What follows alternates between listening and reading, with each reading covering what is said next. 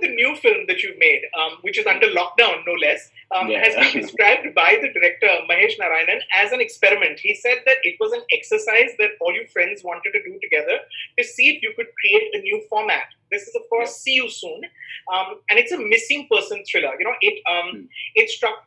I was sort of immediately reminded of Searching because like that film, that Hollywood film which came out 2 years ago, it unfolds entirely in front of computer screens and mobile phone screens. But is it true, Fahad, that you signed on to produce that film and act in it after they'd actually already shot Roshan Matthews' portions and that kind of sold you on it? Yeah, exactly. So, okay, I'll tell you the story how it happened. Okay, so let's start with Searching. I loved Searching. Okay, I saw it like 2 years back. I saw it with my wife actually. I don't remember where I saw it, but I saw it a long time back, and I loved the film. So when I love a film, I mean, when any actor or any filmmaker loves a film, he gets inspired. Yeah. So the idea is not to make another Searching. The idea is to inspire from Searching and make another thing. I mean, see, it could be one step ahead of Searching, or it could be 10 steps behind Searching. But the idea is to attempt something in that in that space. So coming back to See You Soon. So Mahesh and I basically we discuss a lot of films and scripts, and he only talks about cinema. So I mean, and he lives like 2 blocks away from my building, so he's always here, and we keep talking. And I love the way he functions. The way he decides to execute a scene. Now, I had put up an Instagram story where I asked everybody if they wanted this to be a video or a blog. And since you're already here, you know which format won the poll. Blog. Thank you so much for watching. Okay, yes, it's a video. So here's the review of See You Soon. So from the first shot, you are thrusted into the new format in Indian filmmaking without any set cameras and are completely overtaken by screens. Now, it isn't a new format overall, but it is the first time for me, and it was an incredibly immersive experience. Plus, it was shot on an iPhone, according to sources, so that's pretty cool. Tell me about the logistics. So, all three of you there's a 32-person crew. You're shooting in Fahad in your building, right? My neighbors don't know about it. They would no, you're going to find out through this interview.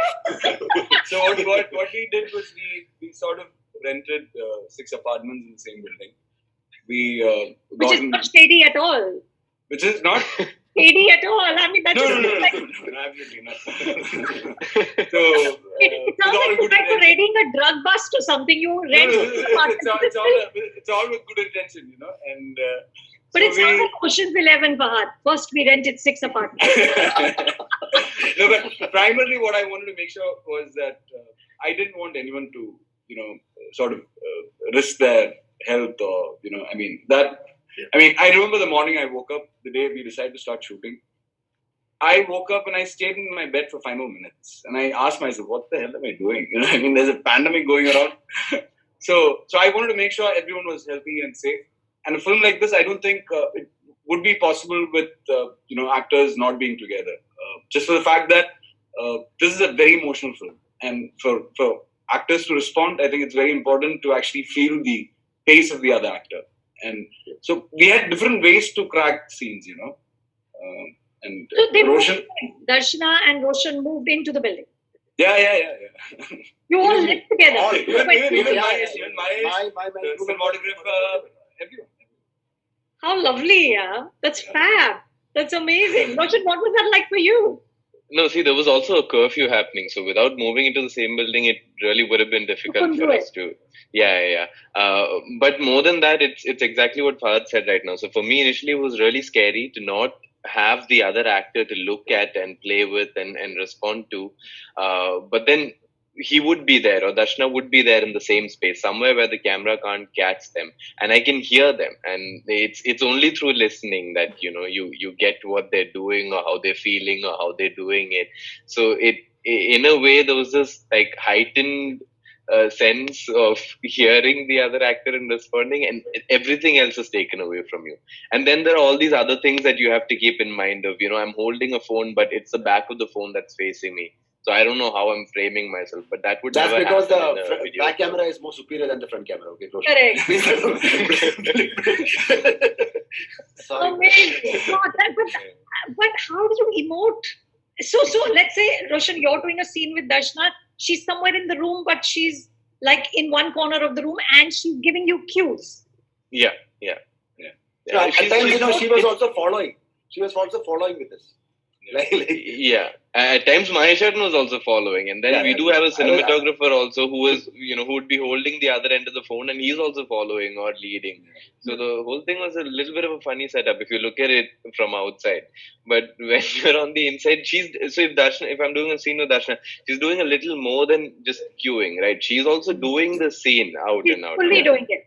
Yeah, she's fully doing it, because just queuing will end up being a distraction more than helping, I think. Right. So we were all fully doing the scene when we were queuing for the other actor. So basically, every actor needs to perform for you to get reactions of one actor. That's also because the timing has to be matched. Like one person renders this line in a similar way, right? Where he or she is going to perform also.